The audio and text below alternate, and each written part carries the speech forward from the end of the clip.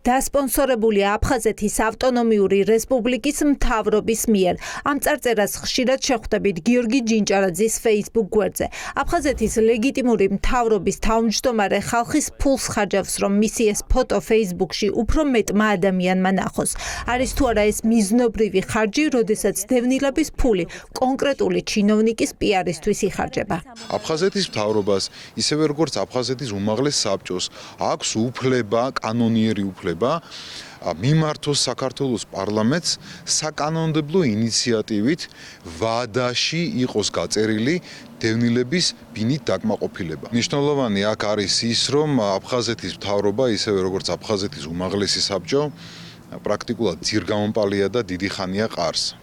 ის, რომ აფხაზეთის მთავრობას ყავს ახალგაზრდა ხელმძღვანელი, პრაქტიკულად არაფერს არ ცვლის, იმიტომ რომ ის ერთგვარი ივანიშვილის ხელის ბიჭია, რომელიც არის პრაქტიკულად კომკავშირელი, რომელიც ასრულებს პარტიულ დავალებებს და მეტიც ასპონსორებს რაღაც პირად ფოტოებს და ასე შემდეგ. მაშინ, როდესაც უნდა დაკავებული იყვნენ საქმე. ეს პოსტიც დასპონსორებულია ხალხის ჯიბიდან, ანუ აფხაზეთის მთავრობის თავმჯდომარემ ფული გადაიხადა, რომ სოციალურ ქსელში მეტ ადამიანს ენახა, როგორ იმყოფებოდა სალოცავად ილორის წმინდა გიორგის სახელობის ეკლესიაში. რას ემსახურება ასეთ პოსტებში ხალხის ფულის გადახდა. ის, ვინც წლებია ლეგიტიმური მთავრობის საქმიანობას აკვირდება, ამბობს, რომ ახსნის მოძებნა შეუძლებელია. უმჯობესი იქნებოდა, რომ მაგალითად აფხაზეთის ავტონომიური რესპუბლიკის მთავრობა მეტას შესაძლებლობებს გამოიყენებდა იმისათვის, რომ მაგალითად აფხაზეთის ტერიტორიაზე მცხოვრები საქართველოს მოქალაქეებისათვის თუ სხვა პირებისათვის მიეწოდებინა ისეთი ინფორმაცია, რომელიც შეუწყობდა ხელს ნდობის აღდგენას ამ ლეგიტიმური ორგანოს მიმართ, ხო?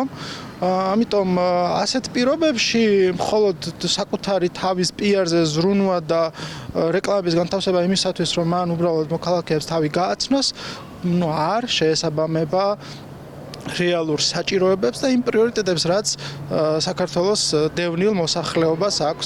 აფხაზეთიდან დევნილების ნაწილი 45 ლარიანი შემწეობის გაზრდას და საცხოვრისი დროულად დაკმაყოფილებას ითხოვენ. ამიტომ თვლიან, რომ ხალხის ფულს მთავრობის ხელმძღვანელი არამიზნობრივად ხარჯავს. მაშინ, როცა შენ გაქვს დაკარგული ტერიტორიები და უნდა იყოს ამითი დაკავებული რეალურად, ხო? უნდა იყოს ტერიტორიული მთლიანობის აღდგენით დაკავებული, უნდა ფიქრობდე იმაზე დევნილები როგორ დააბრუნო თავის მშობლიურ კერაში.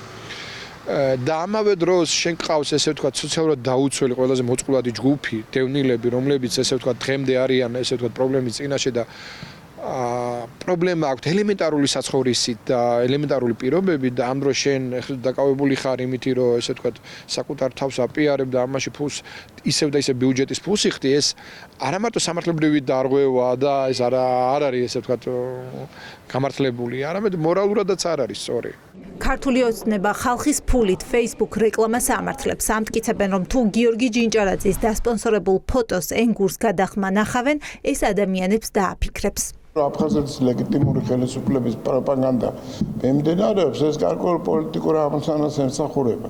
გადაჭარბება არ უნდა იყოს ხარჯების, რასაკვირველია, სწორედაც ის პროპაგანდა, რომელსაც ჩვენ ყოველთვის დაუჭერთ. ხარს რომ იქით ოკუპირებულ ტერიტორიებზე მცხოვრებმა ხალხმა უნდა იცოდნენ, რომ აქ გამართული ესეთი ეფექტური ბერკეტების მქონე სტრუქტურა და ხელისუფლება არსებობს. მათ შორის ვრცელდება ინფორმაცია თუ როგორ